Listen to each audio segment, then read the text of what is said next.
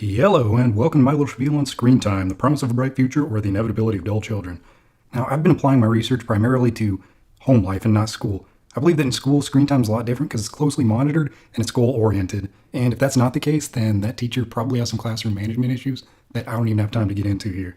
So to begin with, I'd like to establish my working definition of screen time in the modern era. I recall that when I was younger, screen time consisted pretty much only of television. Video games and computers weren't common household items, leaving television as a child's only real source of screen time. And from a historical perspective, prior to the 21st century, the prevailing thought was that too much screen time in front of the television would turn kids into zombies.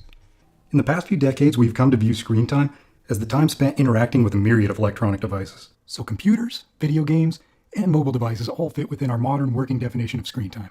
And people are starting to view screen time as a problem because of its prevalence primarily among the younger demographic.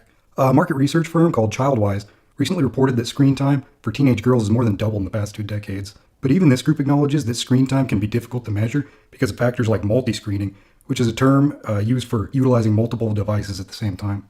A person could potentially be using Snapchat on their phone while checking Facebook on their computer and streaming the latest Netflix program on their TV. I see you shaking your head at home, but don't act like you haven't done it before yourself.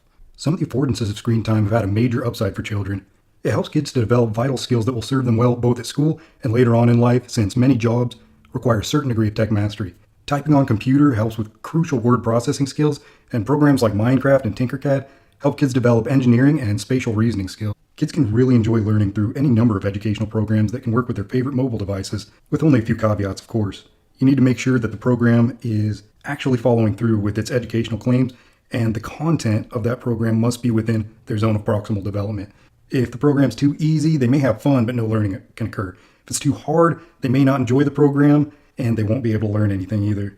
And screen time can bridge barriers such as time and place. With mobile technology, it's possible for kids to learn anytime and anywhere they want. And lastly, screen time can simply provide entertainment. Nobody can be all business all the time, and sometimes a bit of screen time can help people unwind and enjoy themselves. Now, unfortunately, we're going to have to look at some of the negative effects of screen time. Child psychologist Victoria Dunkley has found that children with a surplus of screen time are more prone towards anxiety, aggression, risk-taking, and attention deficit disorder. She also even coined her own term called electronic screen disorder to draw more attention to the issue.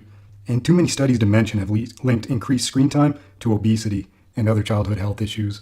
Now, it's unreasonable to name screen time solely responsible for childhood obesity, but what is certain is that it contributes to a sedentary lifestyle, which is linked to far more deaths and health issues than alcohol and tobacco combined. Simple principles of sleep hygiene will tell you that using electronic devices within an hour of going to bed will compromise one's ability to fall asleep quickly.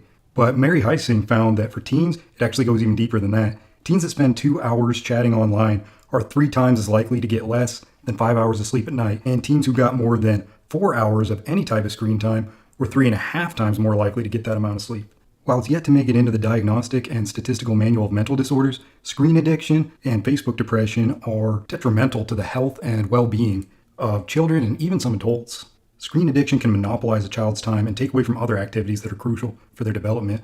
Facebook depression can be emotionally crippling, especially when one logs in to feel better about oneself, only to have the opposite effect take place. I don't think it would be feasible or even beneficial to try to eliminate screen time entirely from a child's life. Instead, what we need to do is steer kids in the right direction when it comes to screen time. First and foremost, we need to acknowledge that not all screen time is created equal.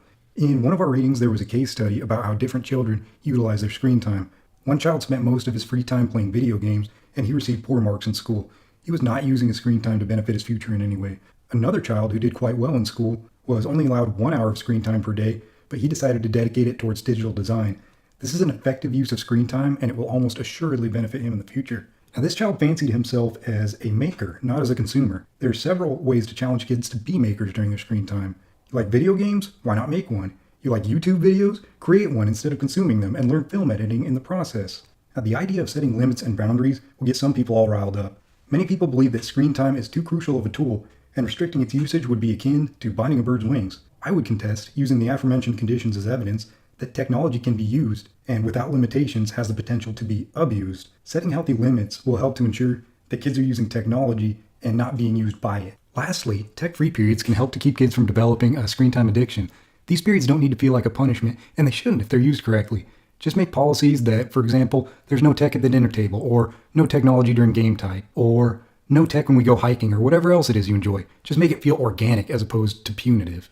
So here's a quick glimpse at the resources I used to make this presentation. I'll also have them posted in the description below. If you have any questions, comments, or snide remarks, go ahead and post them in the comments. But thanks for watching like always, and I hope you have a great day.